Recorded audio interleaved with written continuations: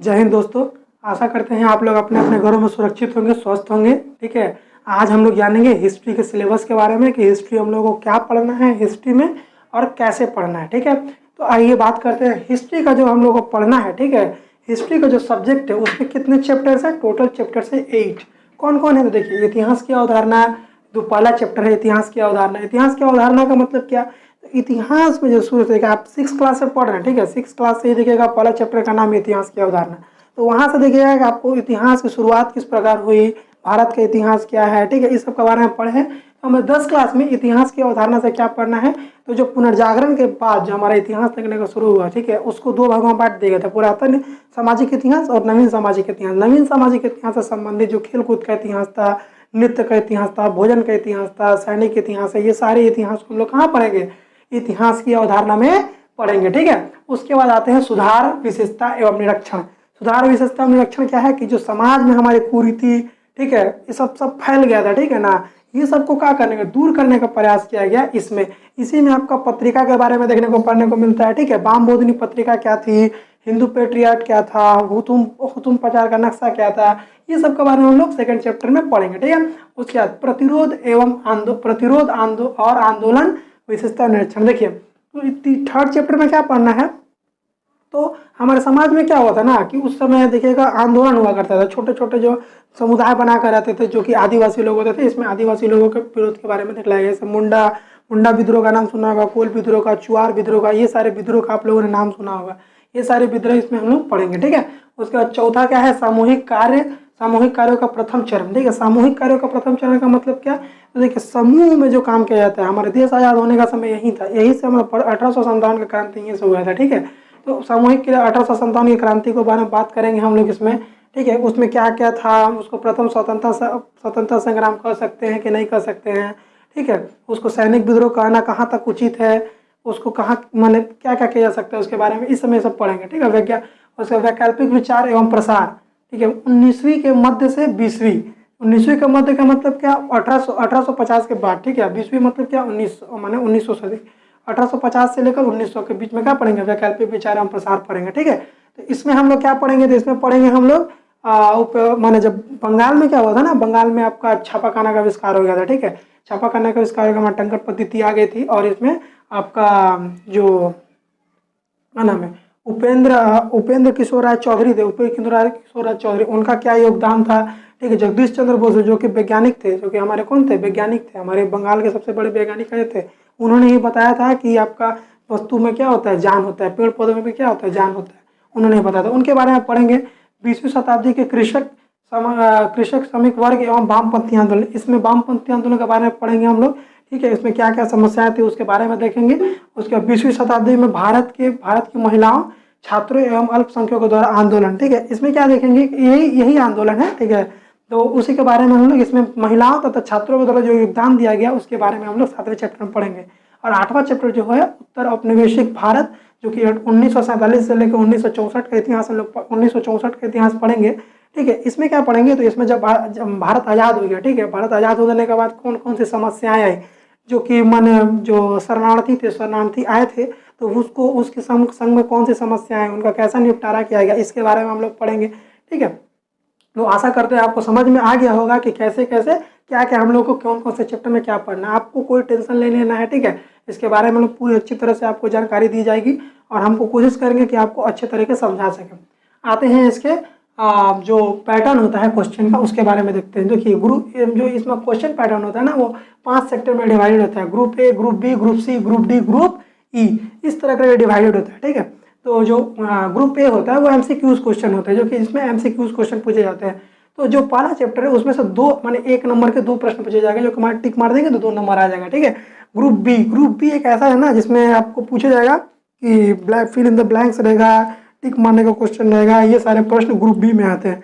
इसके संबंध कोई टेंशन मत लीजिएगा। आपको यदि क्वेश्चन पेपर समझने में दिक्कत होगा, ठीक है, तो आप हमको कमेंट बॉक्स में बताइएगा कि हाँ भैया हमको क्वेश्चन समझ में नहीं आ रहा है, क्वेश्चन पैटर्न समझ में नहीं आ रहा है, और हमको प्रश्न उत्तर का एक एग्जाम्पल दीजिए कि प्रश्न पेपर हम लोग सॉल्व कैसे करें। तो हम लोग कोशिश करेंगे कि आपको प्रश्न एक प्रश्न पत्र का क्या करेंगे, एग्जाम्पल के रूप में समझाएंगे किस प्रकार प्रश्न पत्र आते हैं, उसका कैसे सॉल्व किया जाता है। आपको समस्या नहीं होना चाहिए। देखिए प्रश्न पत्र जब आते हैं, अगर हम प्रश्न पत्र सही से नहीं समझेंगे कि हमको करना क्या है, तो आपका समय यहीं पे निकल जाएगा। ठीक है, हमारा यह प्रयास है कि सिलेबस को समझाते आपको ये भी समझा दे कि आपको क्या क्या करना है। ठीक, चलिए तो समझिए। आपका ग्रुप सी से क्या है, 2 नंबर के प्रश्न आते हैं 2, जबकि 4 नंबर हुआ। ग्रुप डी 4 नंबर के प्रश्न होते हैं, जो कि ग्रुप आपका फर्स्ट चैप्टर और सेकंड चैप्टर मिला के एक एक प्रश्न पूछेगा, 2 प्रश्न पूछता है। ठीक है, उसके बाद क्या है, सुधार विशेषता निरीक्षण। इसमें से आपका MCQ आएगा 1 नंबर का 3, SQ आएगा आपका 1 नंबर का 3, आपका जो शॉर्ट आंसर क्वेश्चन रहेगा वो आएगा 2 नंबर का 2, और इसमें तो पता ही आपको 1 2 करके मिला के देगा। ठीक है, ग्रुप ई में क्या है, वो 8 नंबर का प्रश्न होता है। तो चैप्टर सेकंड और थर्ड 2 और 3 मिला के कितना का आएगा, 8 नंबर का प्रश्न आएगा। लॉन्ग क्वेश्चन पूछेगा आपसे 2 नंबर और 3 नंबर मिला के। ठीक है, उसके बाद आते हैं प्रतिरोध आंदोलन में क्या है, 3 चैप्टर में क्या है, 1 नंबर का 2 प्रश्न शॉर्ट क्वेश्चन में आता है, MCQ क्वेश्चन। SQ में आता है 1 नंबर का 3, और ग्रुप सी यानी शॉर्ट आंसर क्वेश्चन में आता है आपका 2 नंबर का 2। और ग्रुप डी में क्या है, 4 नंबर जो प्रश्न है, 3 चैप्टर और 4 चैप्टर, 3 और 4 दोनों मिलाकर दोनों 2 प्रश्न पूछेगा।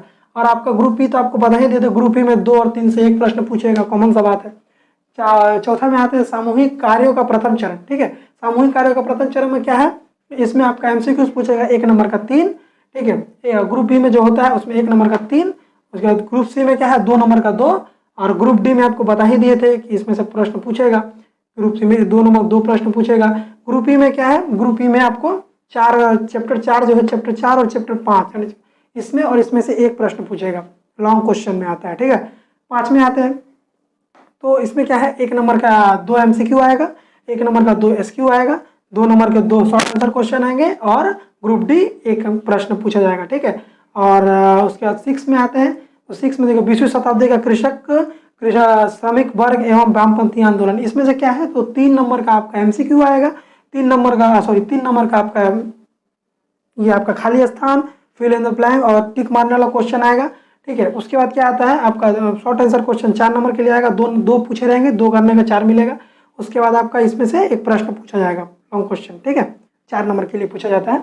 और जो 7वां चैप्टर है 20वीं शताब्दी के भारत की महिलाओं के छात्र, महिला को जो बताए थे, उसमें से आपका 1 नंबर का 3 प्रश्न आएगा MCQ, 1 नंबर का 3 प्रश्न आएगा SAQ, शॉर्ट आंसर क्वेश्चन आएगा 2 जो कि 2 नंबर का रहेगा, और 1 लॉन्ग क्वेश्चन पूछेगा।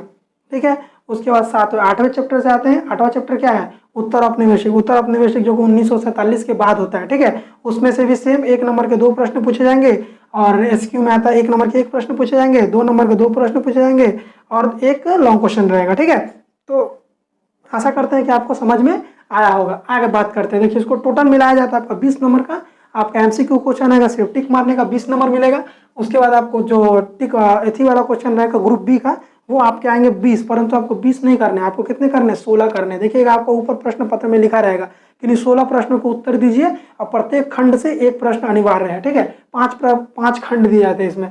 उसके बाद ग्रुप सी से क्या करना है, 16 प्रश्न आएंगे, 16 में से कितने करने हैं आपको, 11 करना है। ठीक है, 16 में से 11 प्रश्न आपको करना है। ग्रुप डी क्या है, ग्रुप डी में देखिए 2 4 6 8 टोटल कितने प्रश्न आ रहे हैं, 8 प्रश्न आ रहे हैं।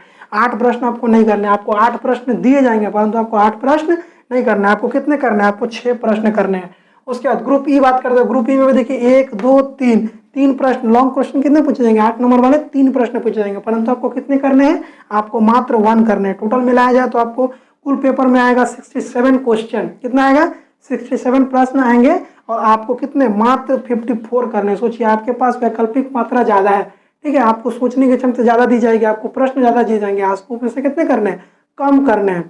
ठीक है, और आशा करते हैं कि आप लोग कर सकिएगा। ठीक है, हम पूरा प्रयास करेंगे आप लोग इतना कुछ पढ़ा दें कि आप लोग एग्जामिनेशन हॉल में जीते आप क्या कीजिएगा, पेपर देखते थे तो बोलिएगा अरे भैया तो सिखाए थे, ये भैया तो बताए थे। ठीक है, आप टिक मार के सब आंसर ला लीजिएगा। देखिए इसमें नंबर नहीं कटता है, पहले ही बता देते हैं, इसमें और इसमें आपको कोई नंबर नहीं काटेगा। 20 40 20 36 15 20 और 16 कितना, 36 नंबर। 36 नंबर स्कूल से कितना मिलेगा, 10 नंबर।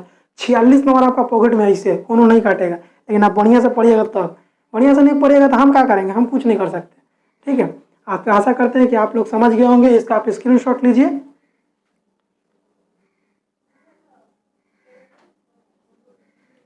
हाँ, तो आशा करते हैं कि आप लोग स्क्रीनशॉट इसका ले लिए होंगे। स्क्रीनशॉट लेने के बाद आप इसको अपने कॉपी में नोट डाउन कर लीजिएगा। ठीक है, अब से रेगुलर आपका जो हिस्ट्री का चैप्टर से हम लोग चैप्टर वाइज चैप्टर कंप्लीट करेंगे।